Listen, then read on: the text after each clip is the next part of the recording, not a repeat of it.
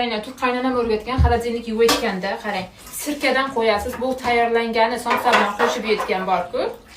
Ham barakat keltiradi. Xolodilnikingiz har doim to'lib toshib turadi. Xolodilnikda sabzavotlardan kelgan mikroblar bor-ku, ko'p mikroblar ko'zga ko'rinmaydigan tuxumlar, urug'lar qo'shilib keladi. U ko'zga ko'rinmaydi, faqat mikroskop orqali ko'riladi. Limon solasiz 2-3 tomchi. Limoningizdan soldingizmi? Endi suvingizni solasiz. 2 litrcha. Xolodilnikni birinchi yuvishiga, keyin toza suv bilan artib olsangiz bo'ladi. 2 litrcha suv solasiz.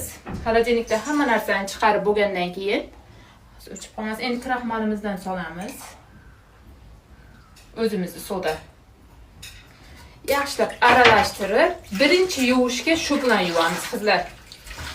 Siz o'ylashingiz mumkin, nima mikrob bo'ladi xolodilnikda? Aslida hamma narsa shu xolodilnikda bo'ladi. Limon yuvilmay keladi, sabzavotlar yuvilmay keladi, mevalar yuvilmay keladi.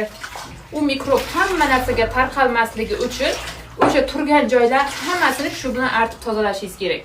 Xolodilnigingizni 10 kunda bir hech bo'lmasa yuvib turishingiz kerak. Mevalardan kelgan mikroblar, infeksiyalar hammasi o'ladi, ham sarg'aygan joylar top-toza bo'ladi. Ha, shu yerlar sarg'ayib yotadi sirkali suv bilan. Undan keyin toza suv bilan yuvsangiz bo'ladi, ham barakali bo'ladi xolodilnigingiz.